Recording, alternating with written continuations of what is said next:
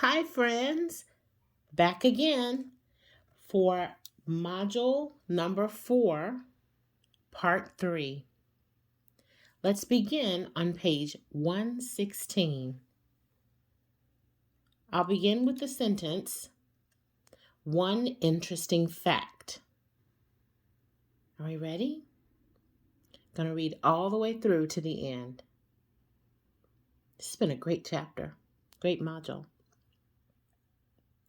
One interesting fact about antibiotics is that although they can be very effective at killing many bacteria that cause disease, they can lose their effectiveness after a while. You see, God created his creatures with the ability to adapt and change to better fit their environment.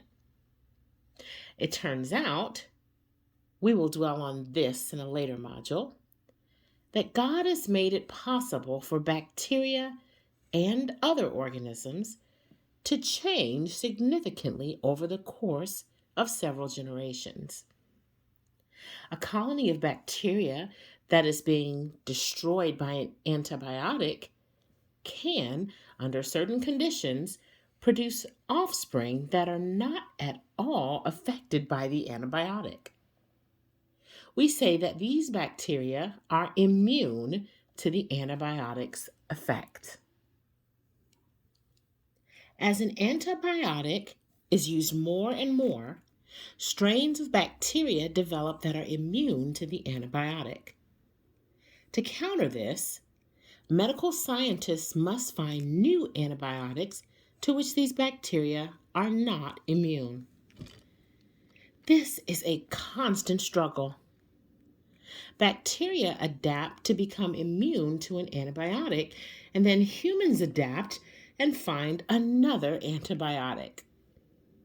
Paradoxically, the more antibiotics are used to cure disease, the more ineffective they become, because the very act of using an antibiotic can give rise to a strain of bacteria immune to it. Other members of genus Penicillium are useful to us because they flavor certain cheeses. Camembert and Roquefort cheese are both flavored by the growth of Penicillium species. Although it might at first sound strange that fungi are grown on cheese to give them flavor, it is no different from putting mushrooms in a sauce to change its flavor.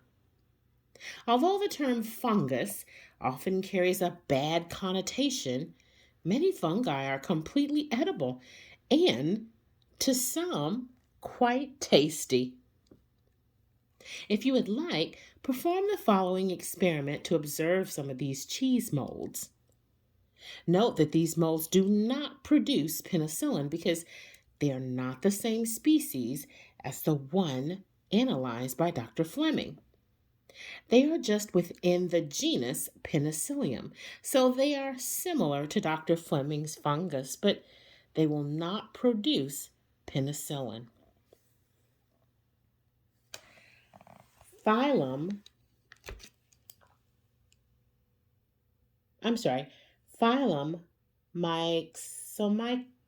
I have totally butchered that.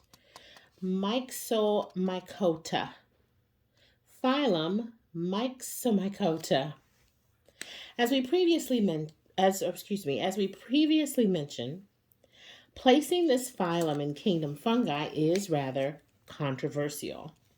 Of course, placing it in Protista, the other kingdom in which you might find it, can be as controversial as well. The reason is quite simple. The members of this phylum, typically called slime molds, behave like fungi when they reproduce, and they behave like colonial protists when they feed. As a result, there are arguments for placing them in either kingdom.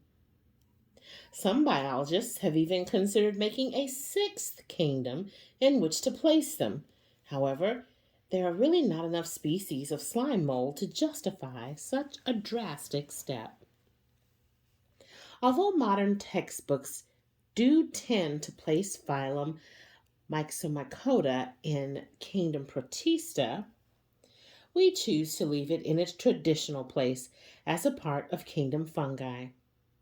This is mainly because we consider reproduction to be a more fundamental aspect of life than feeding. After all, many species have several feeding options open to them. If you look at a population of wild cats, for example, you will find that they are all carnivores, but their choice of diet and means of finding food are quite different depending on their environment. Their mode of reproduction, however, will always be the same.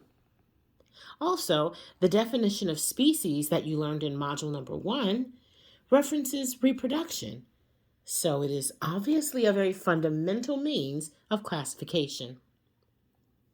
As a result, we will place the slime molds in the kingdom which contains other organisms that reproduce in a similar fashion.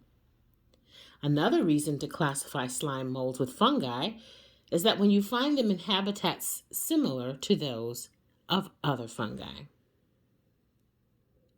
Realize, however, that the reasons we just presented simply reflect our preconceived notions. Despite what you might think, scientists are not very objective. We all approach science with an inherent bias.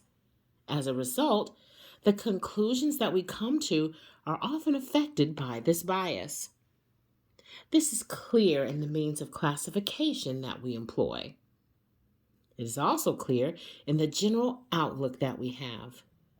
For example, if you were to pick up a biology textbook written by a scientist who does not believe in God, the entire book would be quite different from this one.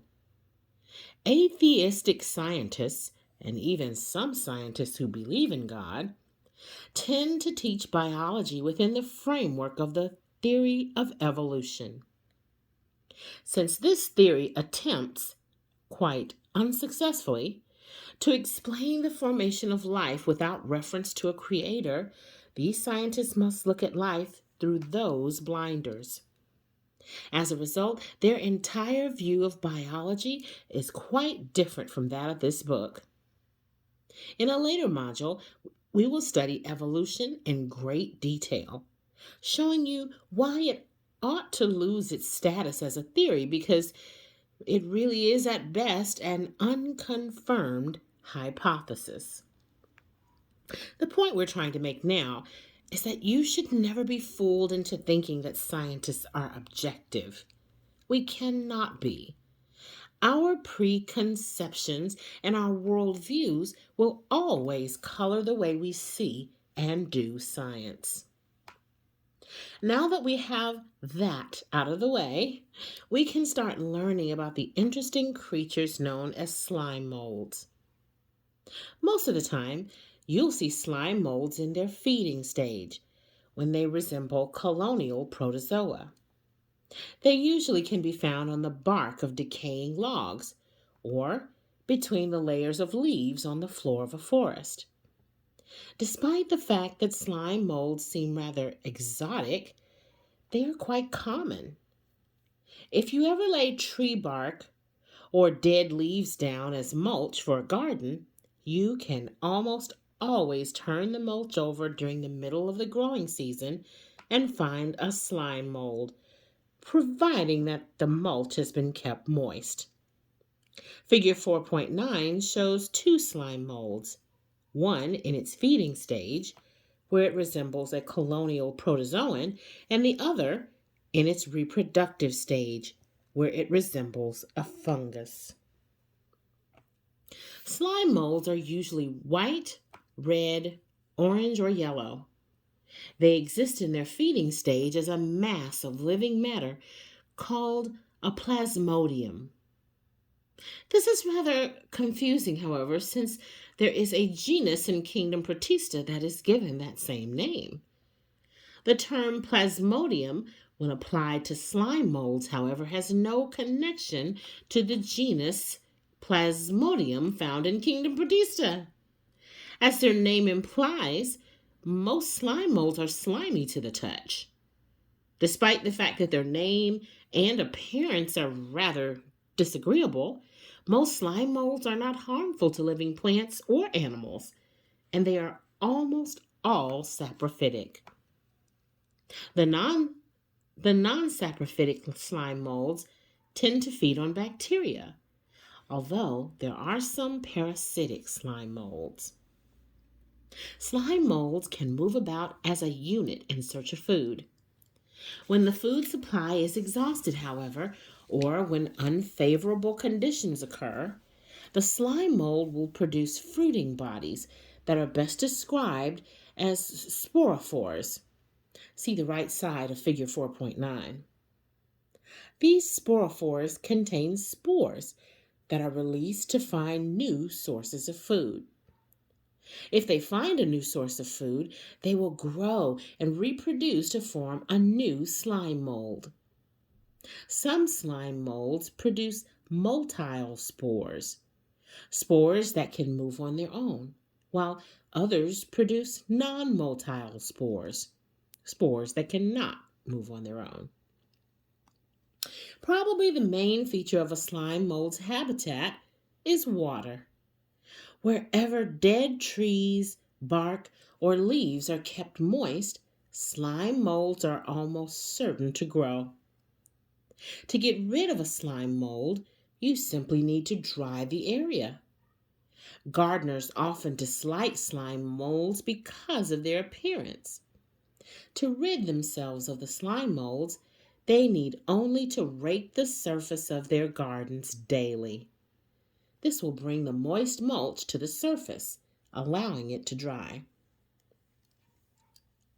Symbiosis in kingdom fungi. Before we leave our discussion of kingdom fungi, we must mention two different forms of symbiosis in which its members participate. The most well-known form of symbiosis in which you will find a fungus is the lichen. Lichens are produced by a mutualistic relationship between a fungus, usually of phylum Ascomycota,